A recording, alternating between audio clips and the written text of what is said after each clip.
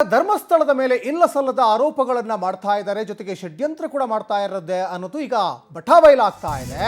ಈಗ ಧರ್ಮಸ್ಥಳ ದೇವಸ್ಥಾನದ ವಿರುದ್ಧ ಯಾರು ಈಗ ಅಪಪ್ರಚಾರವನ್ನ ಮಾಡ್ತಾ ಇದ್ದಾರೆ, ಇಡೀ ಮೆಟ್ಟಿಲನ್ನ ಏರಿದ್ದಾರೆ ಹಿಂದೂ ಪರ ಹೋರಾಟಗಾರರು ಅನ್ನೋದು ಇಲ್ಲಿ ಕೂಡ ಗೊತ್ತಾಗ್ತಾ ಇದೆ. ಯಾರು ಅಪಪ್ರಚಾರ ಮಾಡ್ತಾ ಇದ್ದಾರೆ, ಯೂಟ್ಯೂಬರ್ಸ್ ವಿರುದ್ಧ ಇಡಿಗೆ ಈಗ ದೂರು ದಾಖಲಾಗಿದೆ.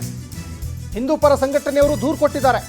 ಇಡಿಗೆ ಕಂಪ್ಲೇಂಟ್ ಕೊಟ್ಟ ಭಜರಂಗ ದಳದ ತೇಜಸ್ ಗೌಡ ಅನ್ನೋದು ಕೂಡ ಇಲ್ಲಿ ಗೊತ್ತಾಗ್ತಾ ಇದೆ. ಧರ್ಮಸ್ಥಳ ಟಾರ್ಗೆಟ್ ಮಾಡಿ ಅಪಪ್ರಚಾರ ಮಾಡ್ತಾ ಇದ್ದಾರೆ. ಒಂದೊಂದೇ ಮುಖವಾಡ ಕೂಡ ಈಗ ಕಳಚಿ ಬೀಳ್ತಾ ಇದೆ ಆ ಷಡ್ಯಂತ್ರ ಮಾಡುವ ಪಿತೂರಿಗಳದ್ದು. ಈ ವಿಡಿಯೋ ಮಾಡಲಿಕ್ಕೆ ಅಕ್ರಮ ಹಣ ಸಂದಾಯ ಆಗಿದೆ. ದೇಶ ವಿದೇಶಗಳಿಂದ ಯೂಟ್ಯೂಬರ್ಸ್ಗೆ ಹಣ ವರ್ಗಾವಣೆ ಆಗಿದೆ ಅನ್ನುವಂತಹ ಆರೋಪವೂ ಕೂಡ ಇಲ್ಲಿ ಕೇಳಿ ಬರ್ತಾ ಇದೆ. ಅಕ್ರಮ ಹಣ ಸಂದಾಯದ ಬಗ್ಗೆ ತನಿಖೆ ನಡೆಸುವಂತೆ ಹಿಂದೂ ಪರ ಸಂಘಟನೆಯವರು ಈಗ ಇಡಿ ಕಚೇರಿಗೆ ಎಂಟ್ರಿ ಕೊಟ್ಟಿದ್ದಾರೆ. ಮತ್ತು ಇಲ್ಲಿ ಬಹಳ ಮುಖ್ಯವಾಗಿ ಯೂಟ್ಯೂಬರ್ಸ್ ಅಂತ ಇಲ್ಲಿ ಗುರುತಿಸ್ಕೊಳ್ಳೋದು ಈ ಒಂದು ಪ್ರಕರಣಕ್ಕೆ ಸಂಬಂಧಪಟ್ಟ ಹಾಗೆ ಸಮೀರ್. ಈತ ಎಪಿಸೋಡ್ ರೀತಿಯಲ್ಲಿ ಎಳೆಯಾಗಿ ಹಸಿ ಸುಳ್ಳನ್ನು ಹೇಳ್ತಾ ಬಂದ. ಅದ್ರ ಜೊತೆಗೆ ಮಹೇಶ್ ತಿಮರೋಡಿ, ಗಿರೀಶ್ ಮಟ್ಟಣ್ಣನವರು ಇವರೆಲ್ಲರೂ ಕೂಡ ಒಂದು ವ್ಯವಸ್ಥಿತವಾದಂತಹ ಒಂದು ಪಿತೂರಿಯನ್ನು, ಅಂದರೆ ಒಂದು ಸ್ಕ್ರಿಪ್ಟೆಡ್ ರೆಡಿ ಮಾಡ್ತಾರೆ. ಹೇಗೆ ಯಾವ ಸಂದರ್ಭದಲ್ಲಿ ಯಾವ ಬಾಣವನ್ನು ಬಿಡಬೇಕು, ಹೀಗೆ ಒಂದಿಷ್ಟು ಒಂದು ವ್ಯವಸ್ಥಿತವಾಗಿ ಹೆಣಿಬೇಕು ಯಾವ ರೀತಿ ಕತೆಗಳನ್ನಂತ ಎಲ್ಲ ಕೂಡ ಮಾಡ್ತಾರೆ. ಅವೆಲ್ಲವೂ ಕೂಡ ಈಗ ಬಟಾಬೈಲಾಗಿ ಹೋಗಿದೆ.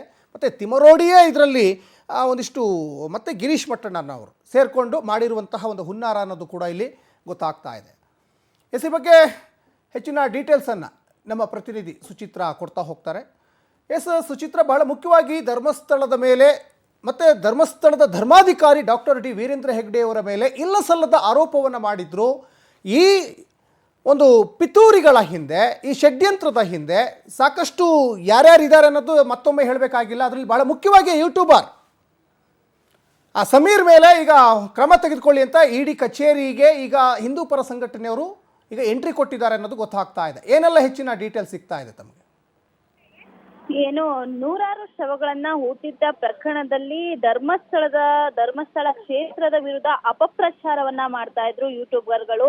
ಅದ್ರಲ್ಲೂ ಕೂಡ ಎಐ ಬಂದ ನಂತರದಲ್ಲಿ ಎಐಗಳ ಮೂಲಕ ಒಂದು ಜನರಿಗೆ ಒಂದು ಕತೆಗಳ ರೂಪದಲ್ಲಿ ಒಂದು ಏನು ಅಧಿಕೃತ ಮಾಹಿತಿನೇ ಇಲ್ಲದೆ ಇರುವಂತ ರೀತಿಯಲ್ಲಿ ಯೂಟ್ಯೂಬರ್ ಸಮೀರ್ ಅನ್ನೋ ಒಬ್ಬ ಯುವಕ ಏನು ಧರ್ಮಸ್ಥಳ ಕ್ಷೇತ್ರದ ಬಗ್ಗೆ ಅಪಪ್ರಚಾರವನ್ನ ಮಾಡ್ತಾ ಇರ್ತಾನೆ. ಅದ್ರ ಜೊತೆಗೆ ಇನ್ನಷ್ಟು ಕೆಲವೊಂದು ಯೂಟ್ಯೂಬರ್ಗಳು ಕೂಡ ಧರ್ಮಸ್ಥಳ ಕ್ಷೇತ್ರದ ಬಗ್ಗೆ ಅಪಪ್ರಚಾರವನ್ನ ಮಾಡ್ತಾ ಇರತ್ತೆ.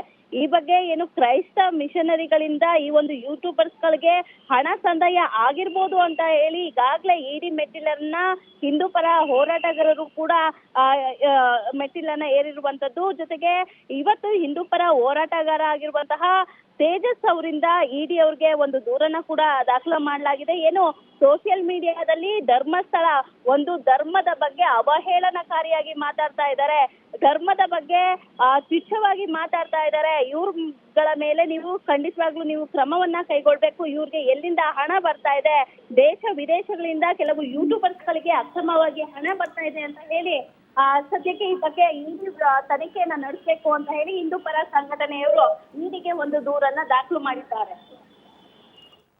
ಧನ್ಯವಾದ ಸುಚಿತ್ರ ತಮ್ಮೆಲ್ಲ ಡೀಟೇಲ್ಸ್ಗಾಗಿ.